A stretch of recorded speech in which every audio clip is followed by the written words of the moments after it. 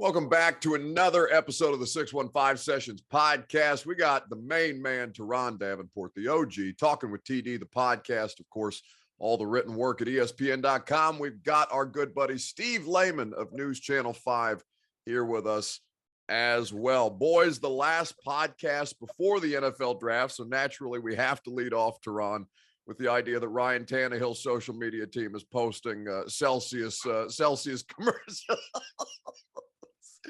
In the middle, Teron, make it stop. I'm so tired of this shit. I'm just tired. Yeah, I'm tired too. And Mr. Brown, Arthur Wan, that is, he's not making it any better as far as the social media thing. Hey, look, man, you know, that's how these young guys do it. They like to get on there. But I think Tannehill, just the optics of all this, it's terrible. And it's a really lack of being able to read the room and understand what it is that can be drawn from these things. Whereas, okay, he's not there, but then on top of that, he's posting, you know, a fishing trip. Whether or not that is taking place now is you know, to be determined. But yeah, it's a little crazy. Steve, I am somebody who's made a career out of oversharing on the internet, and I got nothing on AJ Brown. Honestly, I got nothing on him. No. At what point do we have to call up Herm Edwards and come in and have like an intervention with these guys? I mean, it's not just don't press send, like don't get online. And specifically with AJ, I'm with you, TD. I don't understand the Tannehill thing. Just the optics are terrible. But Ryan Tannehill's gonna be here this year. There's no question about it. He's gonna show up in a couple weeks on the field. I don't think that's that big of a deal. I have serious concerns when we're talking about the AJ Brown side of this. Because when you talk to the Titans, they obviously want him here. They're not going to trade him or anything like that. But when you look at the type of stuff that AJ is reading and reacting to that doesn't have anything to do with what the people inside St. Thomas Sports Park think, does he actually believe this stuff? Does he think that the Titans maybe don't think he's a good teammate or don't want him around? Because he's talked in the past about how he has struggled with depression. And what's the worst place you can be if you're struggling mentally? It's in the hell box of Twitter. And that's where he's hanging out right now. I mean, I fear a little bit. Right here. This is the hell right here. Just in the exactly mentions, right. all of it right there. But the Deebo Samuel thing crystallized this for me because the 49ers were saying the exact same things that the Titans were saying about AJ Brown, about Deebo Samuel. And then all of a sudden this week, Deebo Samuel's like, I'm out. I want you to trade me. And that's my concern here with AJ Brown is it seems crazy. But if he's truly engrossed himself in this social media world and he's reading all of that stuff, at what point does it become toxic for him to the place that he may ask for a trade because somehow he thinks it's better someplace else? Yeah, and that's the problem. Go ahead, TD. No, I mean, that really is the problem is, you know, the business of football has shifted so much to where the game, I call it LeBronification of the NFL. And what you're seeing is gravitating more toward that NBA type of mindset and approach where it's more me, and not as much team. And I think that's really where the issue is. Well, and like, you know, at some point there was going to be a market correction with what you're talking about, right, Teron? Because I mean, you know, having spent so much time, and both of you guys having spent so much time covering professional athletes across the course of your career, that they have all the balance of power almost, I don't want to say exclusively, but the balance of power has been in our favor as far as media, because we've been the ones with the platform. We've been the ones with the microphone. We've been the ones with the publications, whatever. And now the athletes, because of the nature of their accomplishments and because of their gifts and their ability, they have the platform, and it's shifted. So it's an overcorrection to where, you know, shockingly enough, in today's day and age, we've lost center in the middle of everything.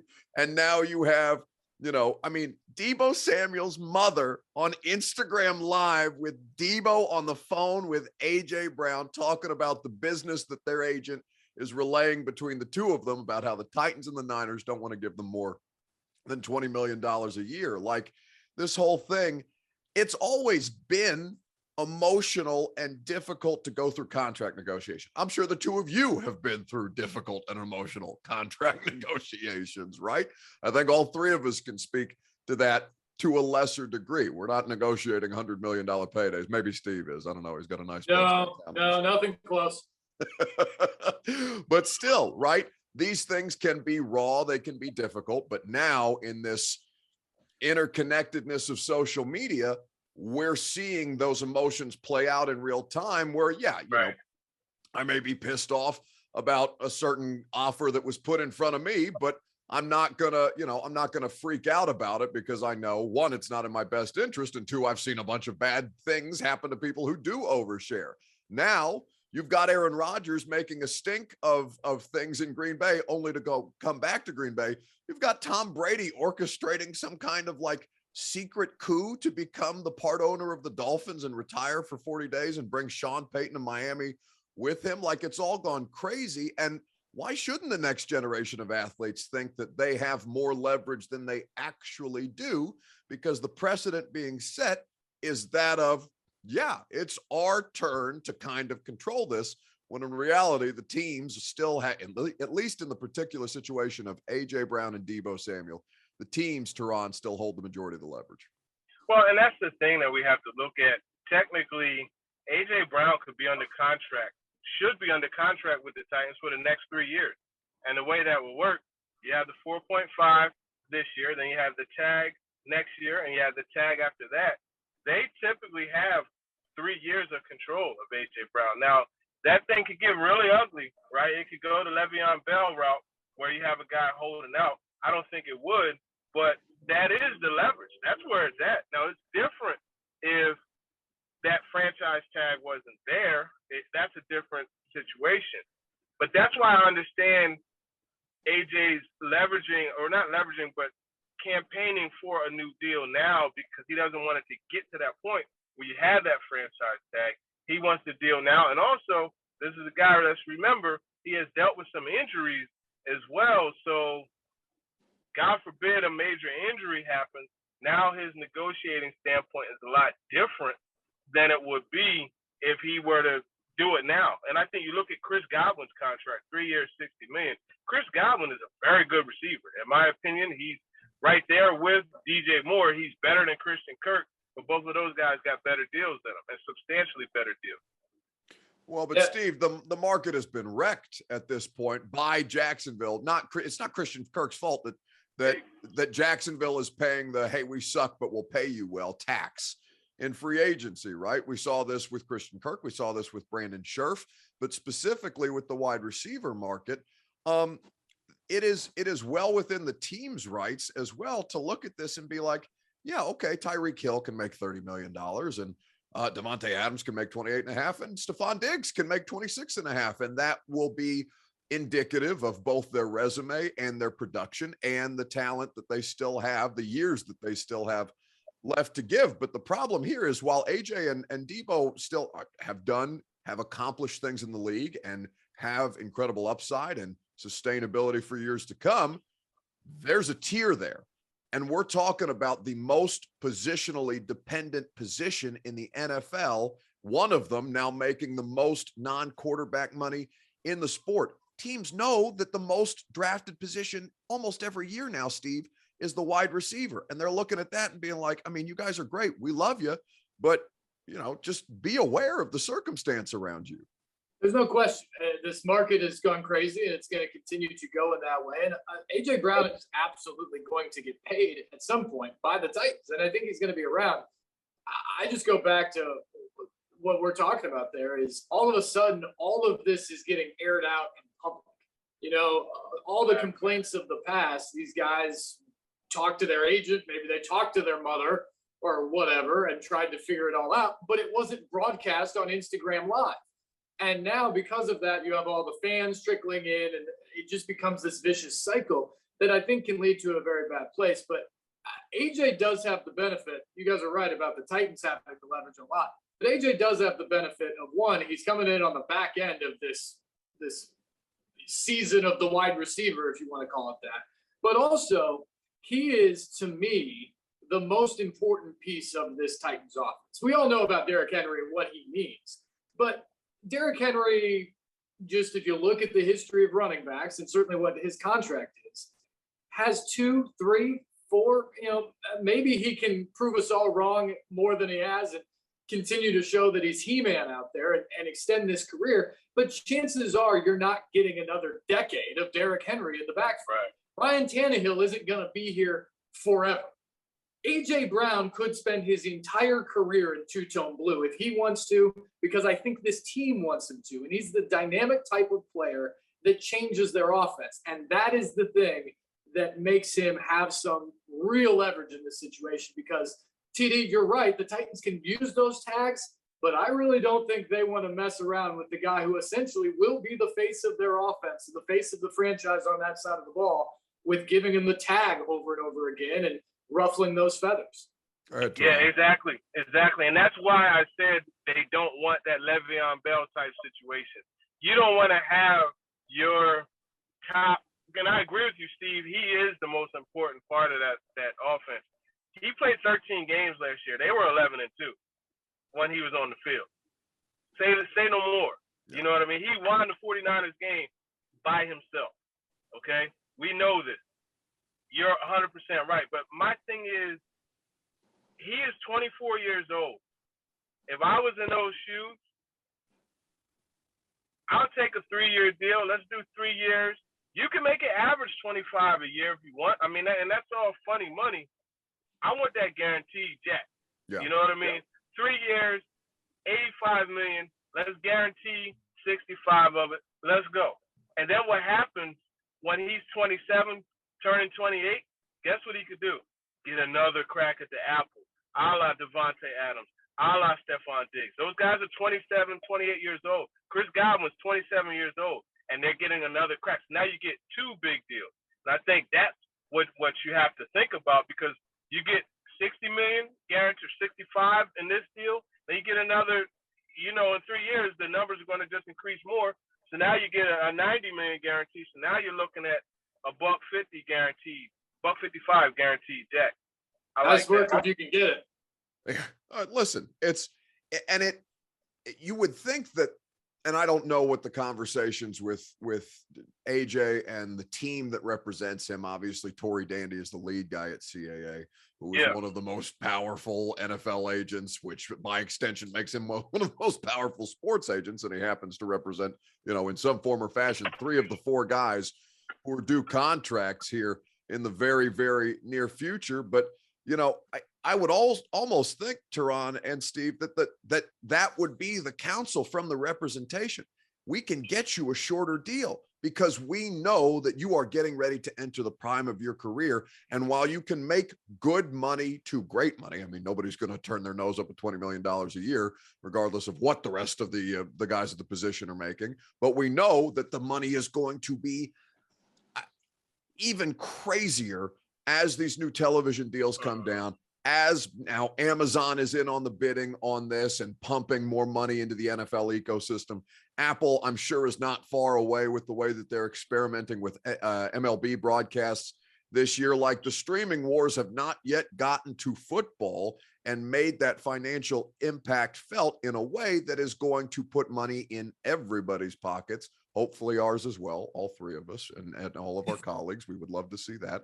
It's very good business to be in the business of football.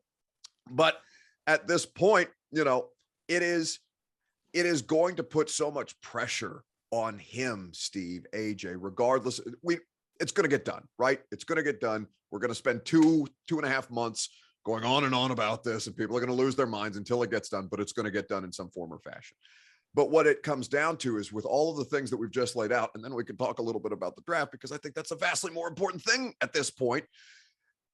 He has to produce, and he is going to be held to an even higher expectation, an even higher level of scrutiny, and even more of this social media scorn that is clearly driving him crazy if he's coming with a price point of 20, 21 point whatever, tens of millions of dollars that fans are going to be able to put next to his name and be like, and say, why didn't you do the thing that you did against San Francisco in 8 of in 8 of the 17 games this year. Why aren't you performing the way that we expect you to perform? Well, I think that's the other concern I have here is AJ really hasn't dealt with much scrutiny in his time with the Titans. Remember, he was a second-round pick. So while these first-rounders aren't performing, he comes in and he overperforms. Corey Davis was here when he was first here. So the thought was, Corey Davis is the one. Here's this second-round guy who comes in. Very quickly that changed, but it was kind of like dealing with bonus money because people were like, oh, well, Corey Davis hasn't lived up to being the 5th overall pick. A.J. Brown's a rock star, though. And then you deal with the other guys on the team. It's Henry, it's Tannehill, and all that. He hasn't had to deal with much of that. He's going to deal with it a ton now. And a big chunk of it is going to be his own doing of how he's handled this situation and how people have watched it from the outside. And now the questions they're going to ask. Because whenever that deal gets done, he's going to have to field a million questions about it. And then he's going to have to field questions about his relationship with the team and the quarterback and the offensive coordinator and the GM and the head coach and all those sort of things. He's going to have to deal with that. And if things don't go well this fall, then people are going to ask questions. And that's the other thing. And you can throw Tannehill in on this too with his social media post. I mean, he's just ramping up the scrutiny that was already going to be there on him, even more so whenever he shows up here. So now all of a sudden this team that's been pretty good with the chemistry, pretty good with how they've handled things inside and out, two of their most important and most well-known players are going to be under the absolute microscope this year in terms of how they act. Well, in Tehran, they've done nothing but be public. The Titans have about their support for him in ways that they don't do. Right? Mike Vrabel's on Rich Eisen saying AJ Brown's not getting traded as long as I'm the head coach here. The only time Mike's done anything like that was one with David Fluellen, weirdly, and two when he's telling us about how much he loves how Jonnu Smith's mother has raised him after a Jacksonville Jags game or something like that. Like, it doesn't happen very often, but when it does, it means something. Mike seems to relish the relationship. I know you've talked about this. I know you've asked Mike and AJ about this and written on it. The relationship that the two of them have and all they have done. John Robinson as well, on the record, not once, not twice, but 3 times saying we're keeping this guy. Why aren't you listening to me, basically, in his press conference earlier this week?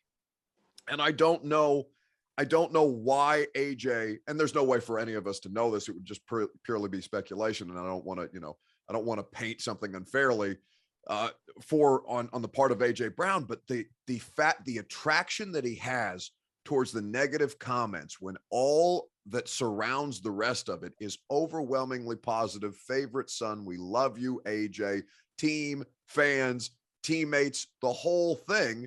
And yet he still hyper focuses on like one random sports talk radio caller who says he's a diva because that guy's probably jealous that AJ is getting ready to make $20 million a year. And that guy who's calling into a sports talk radio show is never going to be near or anywhere in the proximity of any kind of wealth in that stratosphere. It's just silliness to me. Yeah. And it's unfortunate. I mean, that's sometimes it's almost like a gift and a curse, right? Because, to make it to the NFL, you're the ultimate competitor and you're someone who you always find ways to get extra motivation. And I think in this case, that's what he's doing. But right now, I don't think is the time for that. I think this will play out a lot better if he just stay off of Twitter, get off of social media, just keep your head down, keep chopping wood, keep grinding, and the results will come. And I think that's really the advice that he needs to have. And that's the advice that Derek Mason had for him when he was asked about how he feels A.J. Brown should handle this situation. And that's the best advice. Just let the results come. They're going to come. It's no secret that this team the organization clearly wants it. And that's what it boils down to.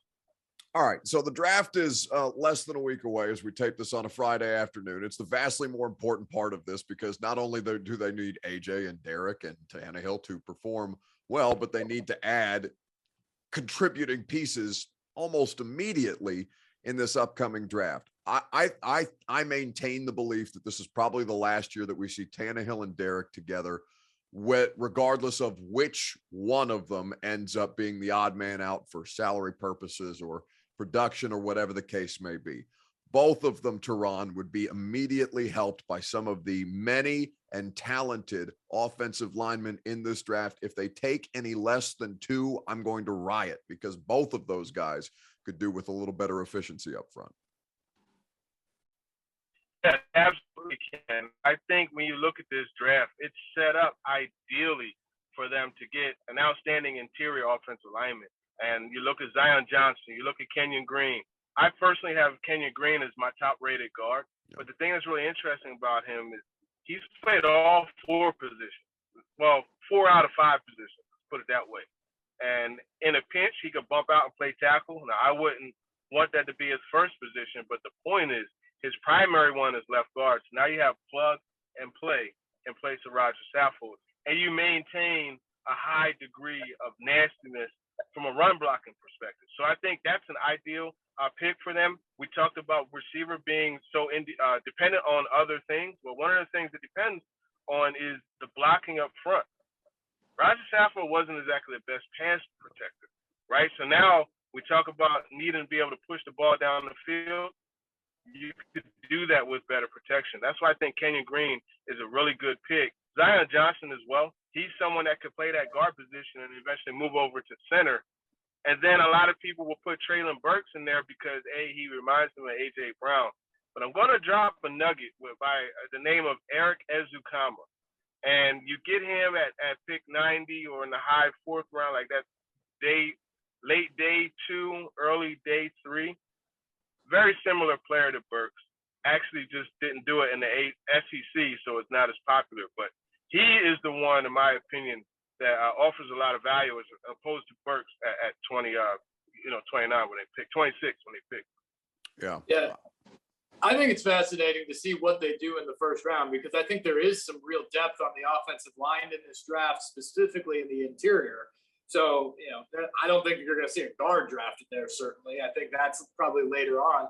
And so do they go after a wide receiver, one of those guys? And do any of those top guys maybe slip? That's something I'm interested in. If any of those guys who you expect to go higher in that first round fall to 26, is that something that they jump on to try to get a third wide receiver and really boost that passing game? Or is it more likely a tackle position? I think that's interesting to think about with this Titans team. But there is some depth at the positions that they need. And so whatever they do up top, I think they're going to be active on day 2 when they finally get to pick, and on the early part of day 3. I think you're going to find some quality players there. And I don't think they're going to be able to move out of that 26th pick. Now we'll see how things pan out on draft day, but it doesn't seem like the run that isn't sexy to talk about, but offensive and defensive linemen in this draft class, that seems to be where the run is most likely to occur. That does not impact the quarterback draft. The quarterback draft is an entity in and of itself, and still, I think this plays into their hands for them to find a player that actually plays in his first year on this roster. Isaiah Wilson, a separate circumstance. Caleb Farley, entirely a different circumstance. Not connected to one another, other than the fact that they were in the middle of a global pandemic as part of the draft process, and it's really, really hard to try and figure out any kind of semblance of normality, much less to try and be a professional athlete in the middle of all this. But there is no disputing that as there is scrutiny on the athletes that we're talking about and their ability to produce, and that will ultimately be how this is decided, there's equally as much scrutiny on John Robinson, as far as I'm concerned, because these last 2 draft classes, he knows, like we all know, right? His coaching staff knows, whether it's as clear and obvious as Des Fitzpatrick was to everybody who was involved, or the 2 situations that I just mentioned. They cannot continue to glide on this 2019 class, because the bill is literally coming due on that 19 class for everybody but Jeffrey Simmons at the end of this season, and they need some kind of influx of talented young players that can help them right away. And God love Christian Fulton, but he can't do it on his own. And Buck, no one knows that more than John Robinson, because I actually talked to him today for a sit down we're having on Sunday Sports Central on News Channel 5 this weekend. And I just asked him point blank, you've had 4 contributors essentially, in not even major roles in some cases out of your 14 draft picks in the last 2 years. That's not going to get it done. And they know that. And you talked about how this may be the end of the road in terms of Tannehill and Henry. At what point is the window on this team closed? You know, at least the way it's currently constructed. There's a lot of good pieces here. The foundation's set. But, you know, a couple years ago, maybe when they first got to the AFC Championship game, it sort of felt like there was a window that was opening that was, you know, 3, 4, maybe 5 years long with the Derrick Henry in his prime and whatever they put around him.